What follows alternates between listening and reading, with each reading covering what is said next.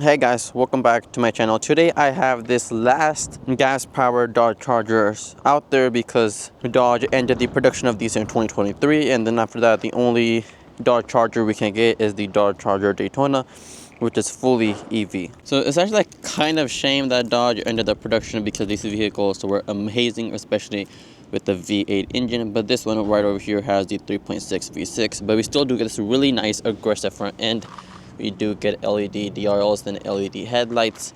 And overall, this design looks quite sharp, but this is the SXT trim, so it's not the most harshest one that will be like the Hellcat and stuff. But overall, this design still looks really sharp and it looks amazing. We do have these 17-inch blacked out rims. They actually pair really good with the blue metallic paint. In the back, we do have these iconic rear taillights. They're also LED going all throughout the trunk.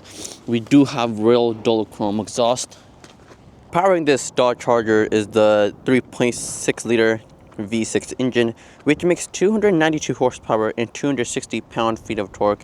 Is paired to an 8-speed automatic transmission. This does have a 0-60 time of 6.2 seconds, so it's not the fastest, but like once again, this is like the lowest tier engine available. We do get high tiers. We do get the 5.7 liter naturally aspirated V8, which makes 370 horsepower and 395 pound-feet of torque. Then we have the 392 Hemi V8, which is the 6.4. That engine makes 485 horsepower and 475 pound-feet of torque. And then we have, like, the glorious one of them all is, of course, the 6.2 liter Hellcat supercharged V8, which makes 807 horsepower and 707 pound-feet of torque. So it's just up to you which one you prefer. Of course, this will be the cheapest of them all. But like once again, if you want the true performance, either it is the 392, or if you do like that supercharging performance, that supercharging line, then that 6.2 supercharge is for you. But overall, at this price point, this engine is still quite good for this vehicle. We still do get, I would say, quite a decent performance to like just have fun with this vehicle at like a fraction of the price.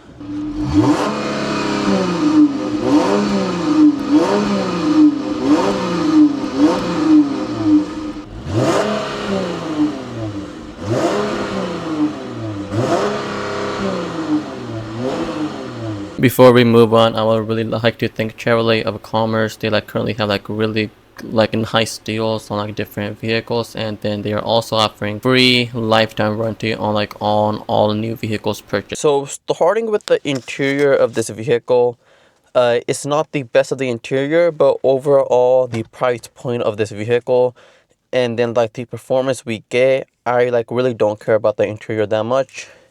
We do have a smart key fob, which is this vehicle is also push start. And then even though this is like in the naturally aspirated, just a V6, not a V8, it still sounds quite decent. I do have noise cancellation on my microphone, so that may just like mess around with the engine noise. But overall, this interior is quite decent. We do have like a little bit of like a soft touch material, but overall it just like looks like hard plastic, and it kind of feels like hard plastic too. And then like we do get the same type of material on the dash. It's not, once again, it's not really totally plastic, but it does have a little bit like a softness to it. So it's either just plastic and it just has a little bit of rubber trimming going over it. And once again, this is also not leather wrapped either. And then on the right over here, we do get quite simple controls for our automatic headlights. And then the same goes for our side controls for our mirrors and then the side of your mirrors. Once again, Dodge is using the same controls which they have been using back in 2010. So they are really like cheaping out on the materials. We do have this weird plastic metallic finish going all the way through. In the higher trims, we do get like a carbon fiber finish over here.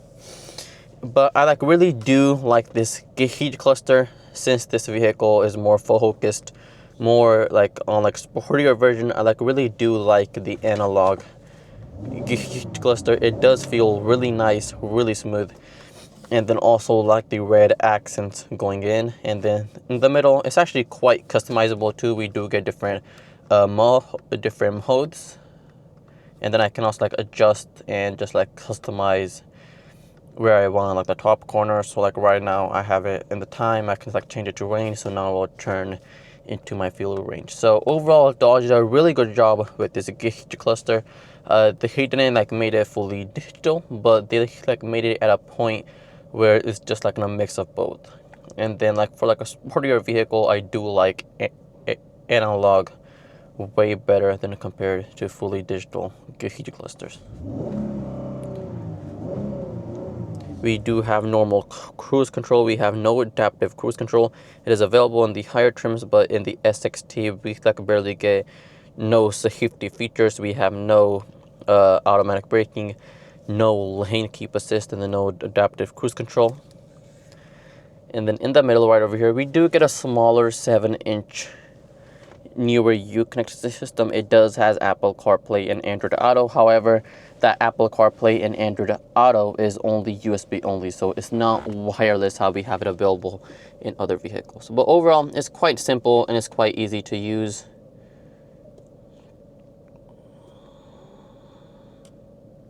And then also we can also like adjust how we want the feel on our steering wheel.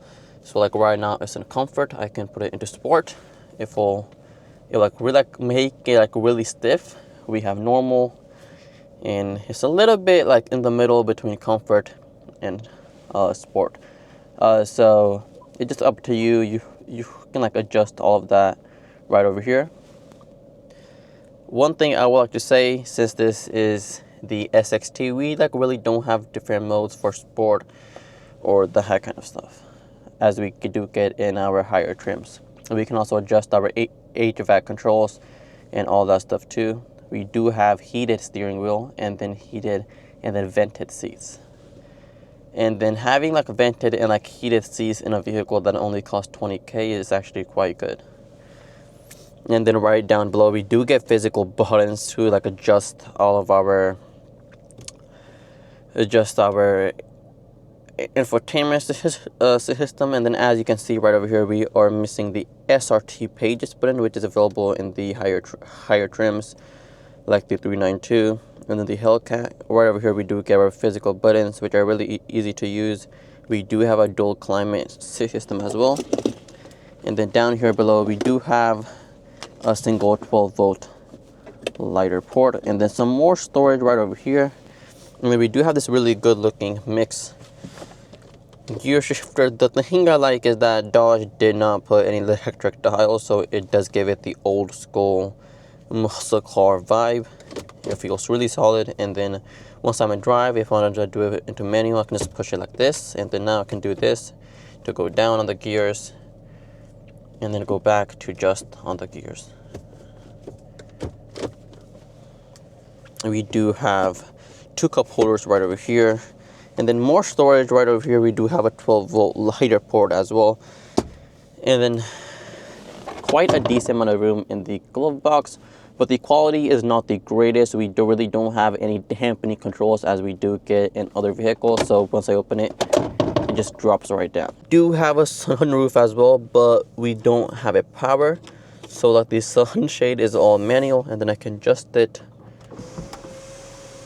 right using these controls right over here. These controls are quite simple, but they do get the job done.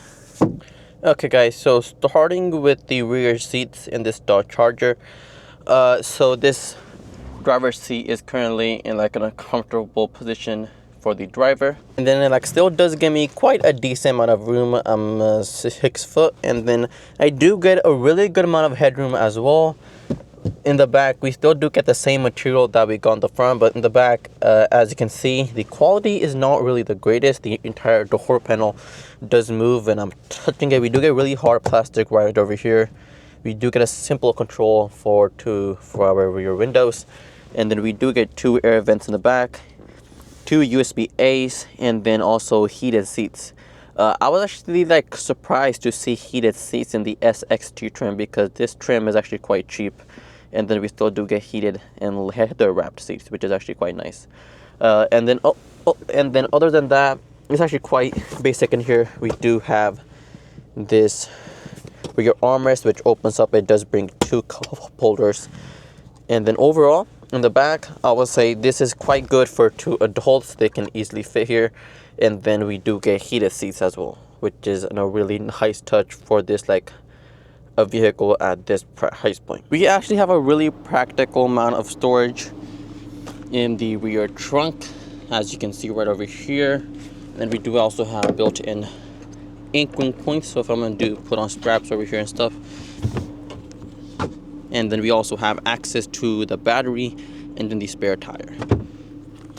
And other than that, this vehicle I would say is actually quite decent, because we can easily pick one up with 20 like for 20k with around 50k miles on it. And then of course this vehicle is not really sporty. It has the V6, but it's still quite fun to drive. It is like really cheap, really practical. It does have heated seats, even vented seats too. We do get a really good amount of room in the back. And then overall, once again, this vehicle is amazing. But I'm gonna be honest, there is some reliability issues with these new Dodges. They just technically, just sometimes they do have electrical issues going on. So if you're buying one, either buy it if it like does come with a warranty on it. If not, just like be prepared that like something might go wrong with the vehicle in the future, because like Dodge is not the most reliable brand out there, but it's still quite decent. If you guys did enjoy this video, please do like and subscribe and share this video. Thank you.